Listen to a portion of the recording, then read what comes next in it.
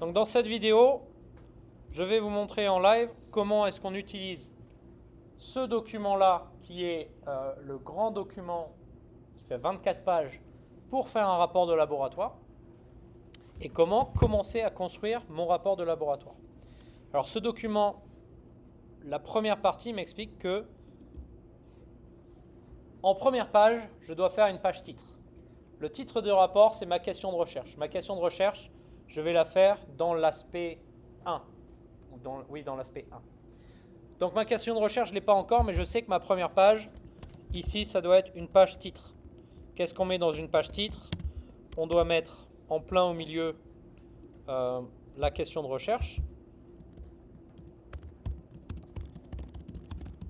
qu'on va déterminer dans le critère 1.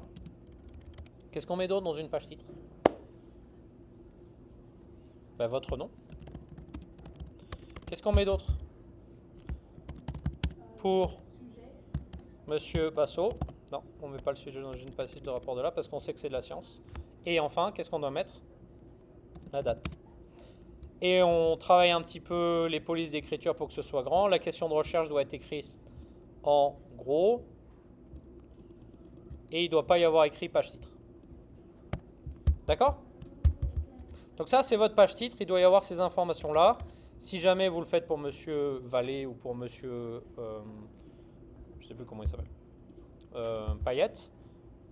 Vous écrivez pour Monsieur Payette, pour Monsieur Vallée, pour Madame Hein, etc., etc. Alors, une fois que j'ai fait ma page titre, vous êtes conscient que pour l'instant, on n'a pas expliqué quelle est la question de recherche. Cette question de recherche, on va la faire dans les différents critères. Pour commencer, vous avez au moins 15 pages qui vous expliquent comment faire le critère B. Ça ne veut pas dire que vous allez écrire 15 pages. Ça veut dire que j'ai mis beaucoup de détails sur comment on fait ce critère B. En réalité, le critère B, il devrait vous prendre pas plus de 3 pages. Okay. Dans le critère B, il y a 4 aspects. La première chose que vous devez faire dans un lab, c'est d'écrire un problème ou une question qui sera vérifiée par une question de recherche. Quelle est votre question? Quel est votre contexte? Est-ce que c'est plus rentable de prendre un bain ou une douche en termes d'énergie utilisée? D'accord? Donc mon contexte, c'est bain ou douche. Et je veux le contextualiser. Donc, je dois faire une phrase pour expliquer que nous sommes dans une époque dans laquelle on nous demande de réduire notre consommation d'énergie. Je me demande si ça prend plus d'énergie de prendre un bain qu'une douche. Et j'ai déjà déterminé qu'un bain prenait plus d'eau qu'une douche si jamais mes douches faisaient moins de 10 minutes. Donc tout ça, je l'écris ici. Ok ? Tout ça, je l'explique ici. Je fais mon contexte ici. Ça me prend 2-3 phrases. Une fois que j'ai fait ça, le contexte, très souvent, pour le faire bien, vous avez tout le détail ici. Donc la section B1, elle vous montre tout ce que vous avez besoin de faire. Mettez votre contexte. Votre contexte, c'est tout ce que je viens de vous expliquer, c'est-à-dire la réduction, la problématique de la réduction de l'utilisation de l'énergie. C'est évident, il est évident que vous utilisez plus d'eau si vous prenez un bain. Mais est-ce que ça prend plus d'énergie? C'est-à-dire que, est-ce que vous dépensez plus d'énergie pour chauffer plus d'eau à exactement la même température? Donc, est-ce que l'énergie dépend uniquement de la température ou est-ce que l'énergie dépend aussi de la quantité d'eau? Donc, en gros, c'est ça votre but. Déterminer si l'énergie pour chauffer de l'eau dépend uniquement de la température voulue ou dépend aussi de la quantité d'eau. Ça, c'est votre but. Pour faire ça, on va se poser une question de recherche. Et votre question de recherche, ici, vous avez exactement comment la poser. Elle doit faire intervenir la variable manipulée, qui s'appelle aussi variable indépendante en IB, et la variable répondante, qui s'appelle aussi variable dépendante en IB. Et vous pouvez la formuler comme ça. Comment affecte Quel est l'effet de sur Et vous devez inclure dedans absolument votre variable manipulée et votre variable répondante. Et donc là que vous commencez à avoir des idées de comment le faire, et ça va vous donner des idées de comment manipuler. Si vous n'avez pas réussi à poser votre question à ce stade-là, c'est possible. Mais vous pouvez commencer à poser une question. Comment la quantité d'eau affecte le temps nécessaire. Allez, je vais faire n'importe quoi. Comment la quantité d'eau affecte l'énergie nécessaire? Comment la quantité d'eau affecte l'énergie nécessaire pour chauffer l'eau de l'eau à environ 60 degrés Celsius? Est-ce que cette question est correcte? J'ai une variable manipulée qui est la quantité d'eau. J'ai oublié d'écrire d'eau. Et j'ai une variable répondante qui est l'énergie nécessaire. Ok? Est-ce que la question est quand même correcte? Non, pas encore. Et ça, je vais me rendre compte plus tard. Quand je vais commencer à faire mon protocole et dire, mais en fait, je ne sais pas mesurer une énergie, moi. Donc ma question ne va pas parce que je ne sais pas mesurer l'énergie. Ça, vous apprendrez à faire ça plus tard quand vous utiliserez des calorimètres. Mais pour l'instant, l'énergie, je ne suis pas capable. Qu'est-ce que je sais mesurer? Je sais mesurer le volume. Donc ça, c'est la quantité d'eau. Donc finalement, la quantité d'eau, je vais le transformer en volume d'eau. Et qu'est-ce que je sais mesurer? L'énergie, je ne sais pas la mesurer. Qu'est-ce que je sais mesurer? On ne mesure pas l'eau. Le volume, on l'a déjà dit. Oui, la température. J'ai des thermomètres, je sais mesurer une température. Et donc, quand je vais faire mon protocole, je vais voir que mes instruments de mesure me permettent facilement de mesurer une température et me permettent facilement de mesurer un volume, mais je ne sais pas mesurer une énergie. Et donc, quand je vais avancer petit à petit sur mon protocole, je vais revenir en arrière pour reformuler cette question de recherche. Et normalement, ma question de recherche sera parfaitement établie à la fin du moment où j'ai fini mon protocole. C'est clair ou pas?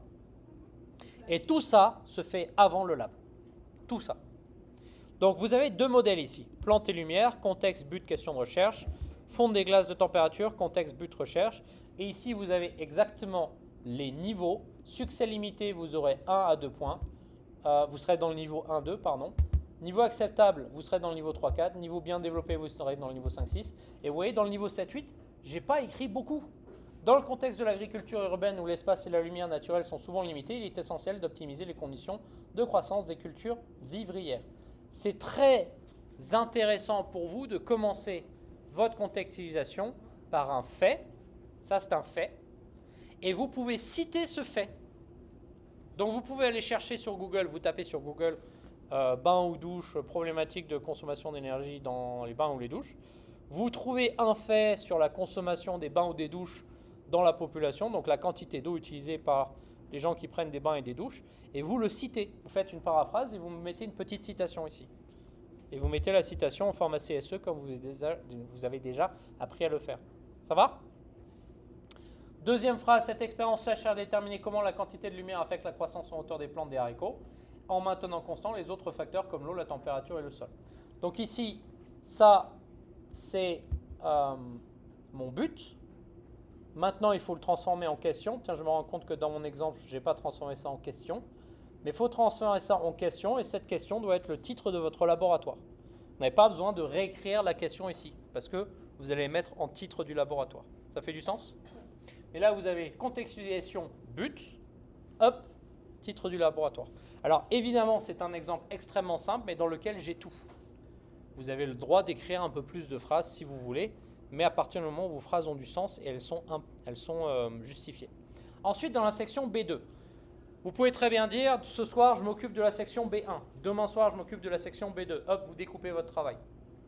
Section B2, vous devez mettre des concepts scientifiques pertinents ensemble pour amener à une hypothèse vérifiable. Comment ça se fait? Vous devez formuler une hypothèse et expliquer votre raisonnement.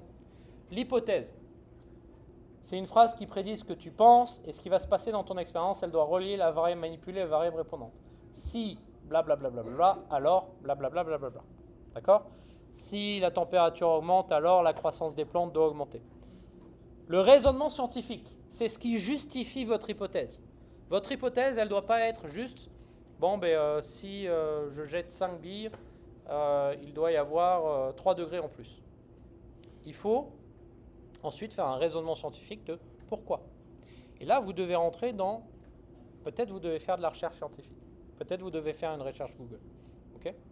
Donc là, vous devez expliquer En fait, je vais fermer ça parce que ça ne me sert à rien. Vous devez vraiment prendre le temps d'expliquer, ça n'a pas besoin d'être long, pourquoi je pense qu'il va se passer ce que je pense qu'il va se passer. Le jeu ne doit pas être utilisé dans un rapport de laboratoire. Donc vous avez deux exemples. Si une plante reçoit plus grande quantité de lumière, blablabla, blablabla, raisonnement scientifique, la photosynthèse est le processus par lequel les plantes convertissent la lumière solaire, etc., etc. Donc là, vous mettez votre raisonnement. Ça va? Bon, ben ça sera dans la vidéo. Boum. Alors, vous ne m'écrivez pas en gros raisonnement scientifique. Hein. Par contre, vous avez le droit d'écrire hypothèse. En revanche, au début, là, vous ne m'écrivez pas contexte, but et question de recherche. C'est pour ça que je les ai mis entre parenthèses. Vous écrivez tout ça, mais vous ne m'écrivez pas question, but, question de recherche. D'accord? Ensuite, dans la partie 3, vous allez définir vos variables. Et quand vos variables seront bien définies, vous allez être capable de redéfinir votre question de recherche. Donc vous avez vos 3 variables, variable manipulée, variable répondante, nombre et choix de mesure, et ça c'est très important. Vous devez indiquer combien de mesures vous allez prendre et pourquoi vous allez prendre ce nombre de mesures-là. Donc vous avez une plaque chauffante par groupe. Donc comment est-ce que vous allez faire pour avoir plein de mesures? Comment est-ce qu'on fait quand on est toute une classe et que chaque groupe a une plaque chauffante pour que finalement tout le monde ait plein de mesures? Qu'est-ce qu'on fait? Pour avoir plein de variables manipulées différentes, vous voulez plein de volumes différents. Vous voulez un petit, un moyen, un grand, donc vous voulez plein de volumes différents.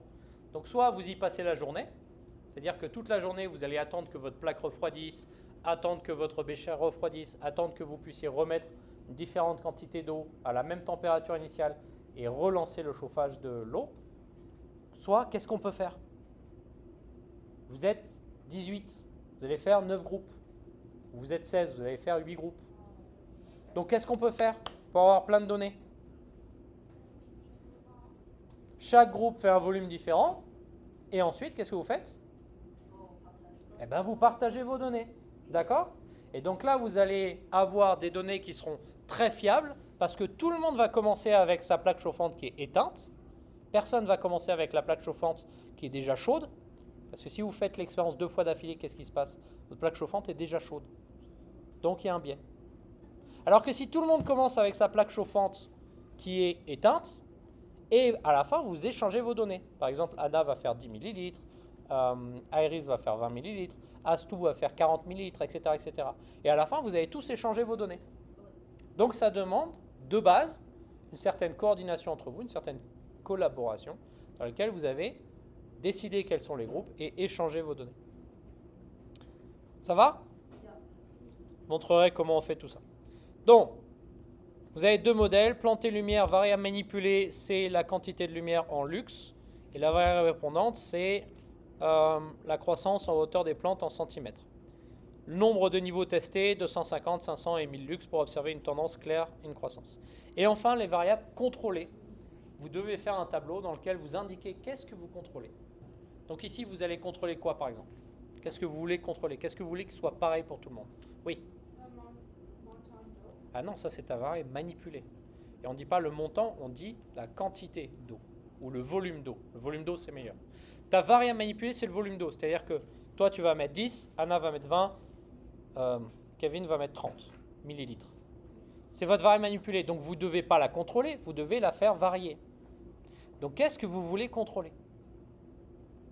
Est-ce que si quelqu'un commence avec un volume d'eau qui est à 20 degrés et quelqu'un d'autre commence avec un volume d'eau qui est à 30 degrés, vous obtiendrez des résultats qui sont corrects? Non, il faut tous commencer avec de l'eau à la même température. Donc ça, c'est quelque chose de principal à connaître. Vous devez tous commencer à la même température. Ensuite, s'il y en a qui utilisent une plaque chauffante comme ça et qu'il y en a qui utilisent une autre type de plaque chauffante, ben non, parce que l'énergie apportée n'est pas apportée à la même vitesse. Il faut que vous utilisiez le même type de plaque chauffante. Et enfin, s'il y en a un qui allume la plaque chauffante 10 minutes avant tout le monde, sa plaque chauffante, ça chauffe plus. Et dernier point, si jamais il y en a un qui fait l'expérience en mettant sa plaque chauffante sur 4 et un autre qui fait son expérience en mettant la plaque chauffante sur 6, ben ça c'est un problème. Donc vous devez tous choisir le niveau sur lequel vous mettez votre plaque chauffante. Si vous mettez votre plaque chauffante, s'il y en a qui met sa plaque chauffante sur à fond et quelqu'un qui met sa plaque chauffante sur très bas, je ne saurais pas si c'est le volume d'eau qui a impacté le temps qu'il faut pour atteindre une certaine température. Et enfin, vous devez contrôler la température à laquelle vous mesurez le temps. Par exemple, Kaz va mesurer combien de temps ça a mis à arriver à 40 degrés ou 60 degrés. Si Kevin mesure combien ça met de temps pour arriver à 80 degrés, est-ce que les résultats sont comparables? Vous voulez tous mesurer le temps pour lequel l'eau arrive à une température exacte. D'accord? Tous la même. Donc, avant même de commencer l'expérience, il faut tous vous mettre d'accord pour avoir la même calibre sur votre plaque chauffante. Le commencer tous en même temps. Donc, vous devez vraiment être coordonnés.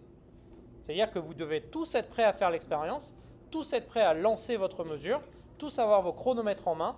Et là, on peut tous se dire, allez, on commence tous. OK? Il faut que vous ayez tous décidé avant quelle est la température finale à laquelle vous allez mesurer le temps. Et là, une fois que tout ça, ça sera décidé, vous pourrez faire l'expérience. Mais tout ça rentre dans les variables contrôlées. Dernière chose, est-ce que si quelqu'un se met en plein soleil et que quelqu'un se met en pleine ombre, on va avoir des résultats différents? Oui, parce que le soleil chauffe l'eau et donc du coup, vous devez fermer les volets. Donc, dernier petit point important à prendre en considération. Vous avez des exemples ici, encore une fois. Dernière chose, avant de faire l'expérience, vous devez me lister le matériel, vous n'aurez plus besoin de le faire dans le futur. Vous devez me lister votre procédure avec schéma de montage. Alors, schéma de montage, on va le travailler aujourd'hui. Vous devez faire une liste des considérations de sécurité, d'éthique et d'environnement.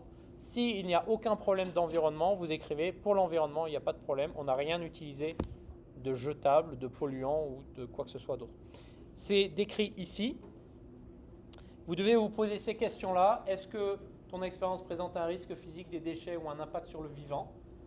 Note les précautions à prendre pour éviter les accidents. Même s'il n'y a aucun risque évident, dis-le, c'est une bonne habitude scientifique à prendre. D'accord? Ici, par exemple, vous allez utiliser de l'eau. Est-ce qu'il y a un risque d'utilisation de l'eau? Non. Est-ce qu'il y a une utilisation d'êtres vivants? Non. Est-ce qu'il y a des risques de sécurité? Oui, parce que vous allez utiliser des béchers en verre avec des plaques chauffantes qui vont être chaudes. Donc, il va falloir faire attention à ne pas mettre sa main sur la plaque chauffante pour ne pas se brûler. Il va falloir faire attention à manipuler debout. Vous utilisez du verre. Si possible, on utilise du verre, donc on va utiliser une blouse de protection et des lunettes de protection. Le verre peut casser. Les bouts de verre peuvent partir dans tous les sens. Et donc, ça part partir dans vos yeux. Donc, on va mettre des lunettes de protection et une blouse de protection pour se protéger des éclats de verre possibles. D'accord? Au niveau de l'éthique, il n'y a rien. Par contre, au niveau de l'environnement, vous utilisez de l'eau. Donc, utilisez de l'eau dans des quantités raisonnables. Vous n'avez pas besoin d'utiliser des litres et des litres d'eau pour mesurer 20 millilitres. Donc, il va falloir être prudent sur la quantité d'eau qu'on utilise parce que c'est du waste, d'accord? C'est du déchet quand même. C'est de l'eau qui est utilisée juste pour de l'expérience scientifique, qui n'est pas utilisée à boire ou à se laver, etc., etc. Là, vous avez deux modèles. Donc, c'est exactement ce qu'il faut faire, etc., etc. Et enfin, vous avez le critère C. Et le critère C, c'est tout ce qui se fera après l'expérience, pas avant. Donc là, on vient de finir tout ce qui se fait avant de faire l'expérience. Ça doit être remis la prochaine fois, c'est-à-dire lundi.